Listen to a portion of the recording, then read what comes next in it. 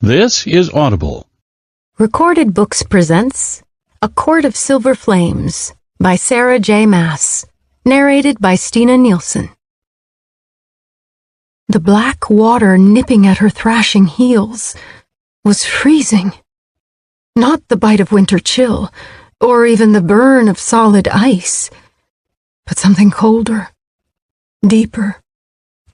The cold of the gaps between stars. The cold of a world before light. The cold of hell. True hell, she realized, as she bucked against the strong hands trying to shove her into that cauldron. True hell because that was Elaine, lying on the stone floor with the red-haired, one-eyed fey male hovering over her. Because those were pointed ears poking through her sister's sodden gold-brown hair, and an immortal glow radiating from Elaine's fair skin. True hell, worse than the inky depths mere inches from her toes. "Put her under," the hard-faced Fey King ordered, and the sound of that voice, the voice of the male who had done this to Elaine, she knew she was going into the cauldron, knew she would lose this fight, knew no one was coming to save her. Not sobbing Feyre, not Feyre's gagged former lover, not her devastated new mate, not Cassian, broken and bleeding on the floor. The warrior was still trying to rise on trembling arms, to reach her. The King of Hybern, he had done this, to Elaine, to Cassian, and to her. The icy water bit into the soles of her feet. It was a kiss of venom. A death so permanent that every inch of her roared in defiance. She was going in, but she would not go gently. The water gripped her ankles with phantom talons, tugging her down. She twisted, wrenching her arm free from the guard who held it. And Nesta Archeron pointed, one finger, at the King of Hybern. A death promise, a target. Marked. Hands shoved her into the water's waiting claws. Nesta laughed at the fear that crept into the king's eyes just before the water devoured her whole. In the beginning, and in the end, there was darkness, and nothing more.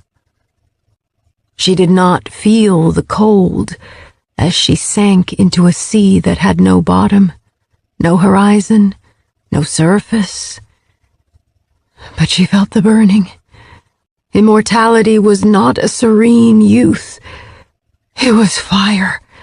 It was molten ore poured into her veins, boiling her human blood until it was nothing but steam, forging her brittle bones until they were fresh steel.